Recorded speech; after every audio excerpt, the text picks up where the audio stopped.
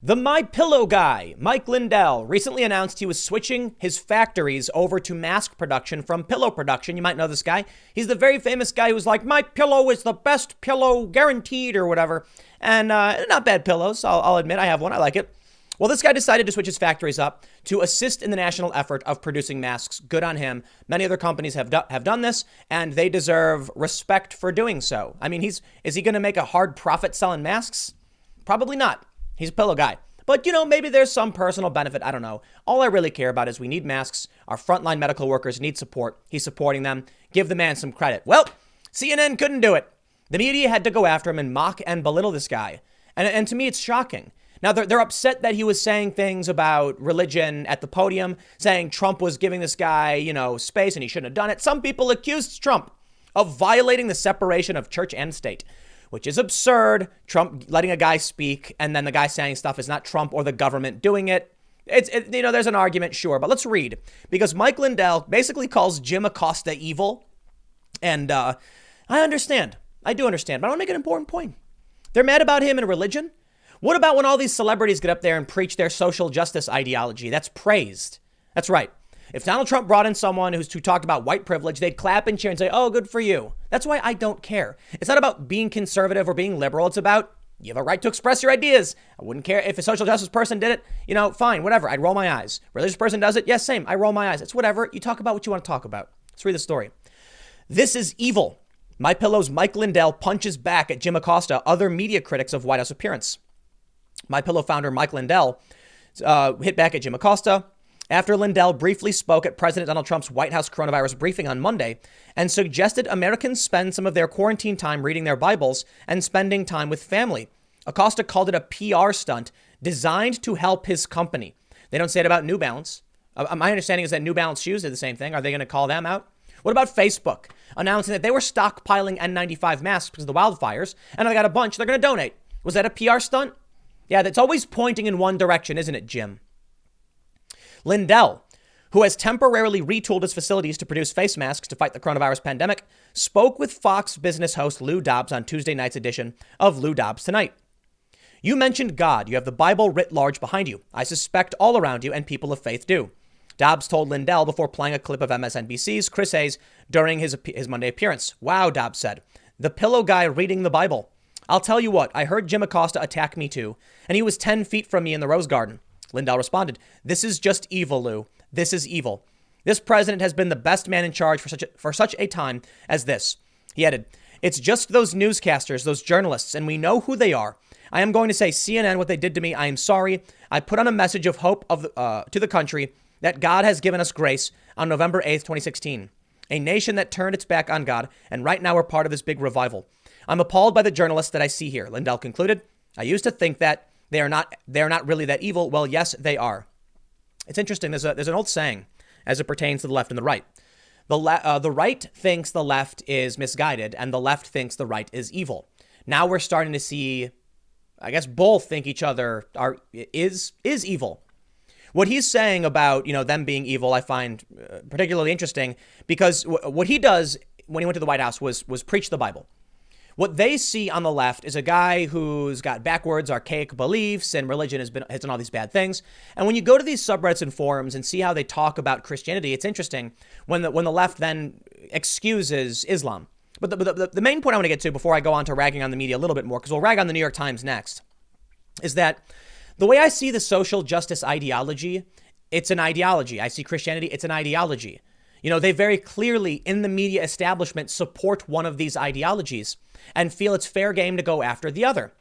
But what's strange to me is that Christianity, being an Abrahamic religion, gets torn to shreds like it's okay. And then other religions get a free pass for saying very similar things.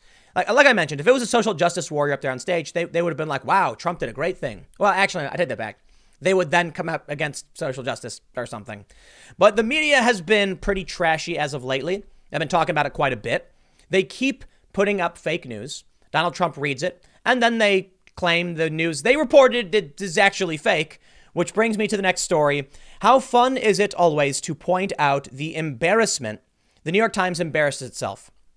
The Free Beacon reports the paper of record forced to correct same factual error twice in 1 week. Now, let me just say, Fact checking is a good thing. Correcting errors is a very good thing. So I have no problem pointing out when a news organization corrects things. It's good. They should be praised for this, not criticized. However, fool me once, shame on you. Fool me twice, shame on me. If the New York Times is repeatedly putting out fake news, y'all got serious fact-checking problems. Who's running this behind? Do you even have your articles fact-checked at this point? Now, they want to smear those they don't like. They target people who believe things they don't like, and then they lie, and they're forced to clarify. The Free Beacon reports, the New York Times touts itself as a tireless purveyor of facts. One installment in its latest ad campaign reads, "Truth, it's hard to find." But the Times' recent coverage of the coronavirus pandemic suggests the so-called paper of record is itself struggling to find the truth.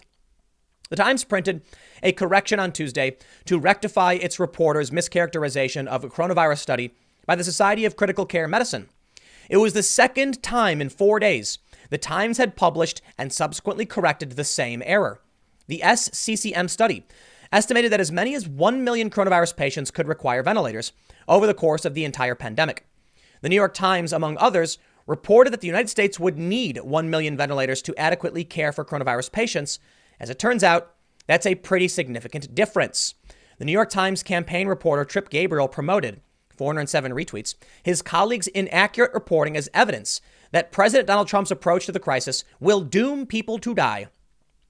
At the time, the article stated incorrectly that the SCCM study indicated the United States could need up to 1 million machines over the course of the outbreak. So what does that mean? Does that mean that some machines will be used more than once? Does that mean there will be 2 million people over the period of, and let's see what they say. Several days later, Gabriel posted an addendum to clarify.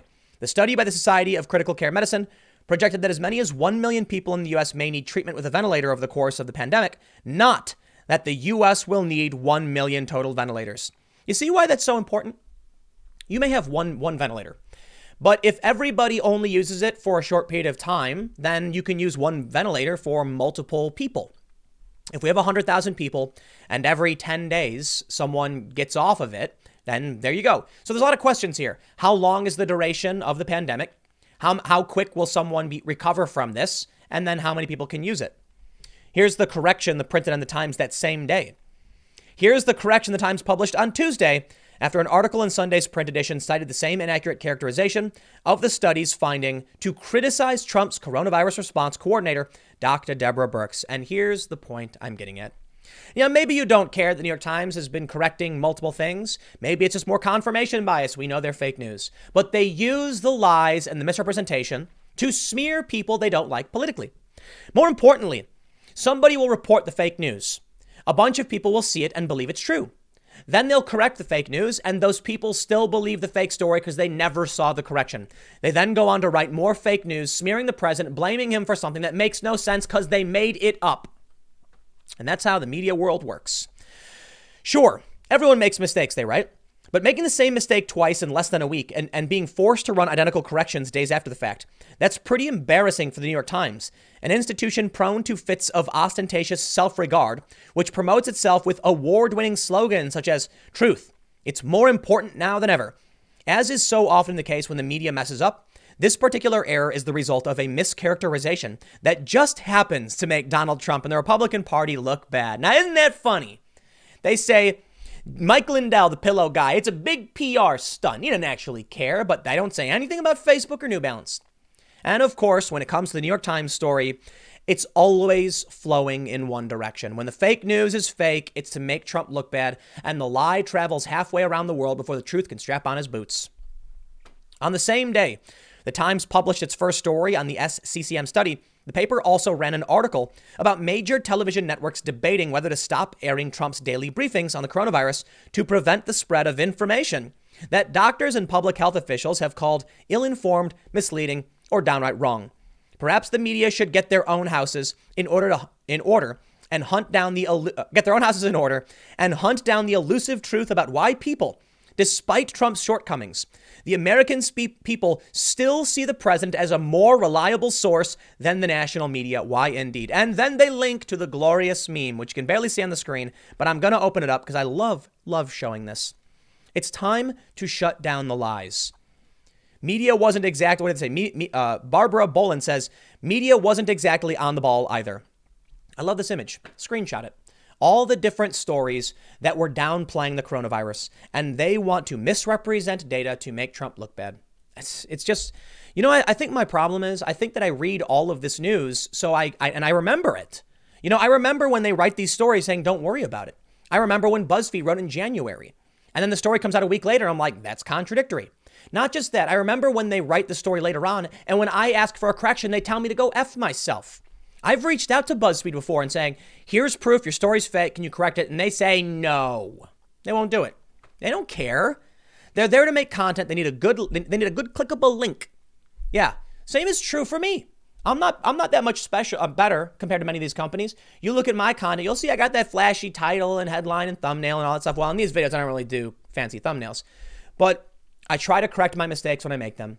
Absolutely 100% of the time. And I don't always get it, but I try to. And when people message me, sometimes even in bad faith, I put their links in my video. I had one guy hit me up saying I was wrong. So I put a link to his video response in mine saying, look, I do not think I'm the smartest person in the world. And while I still may think they're wrong, I think it's healthy that you think for yourself and that you check out other content and you recognize that. It's the best I can do. Them, on the other hand, they will say they're the authorities on truth. Nah, they're not. Neither am I. Just read as much as you can. I'll leave it there. Next segment's coming up in a few minutes, and I will see you all shortly.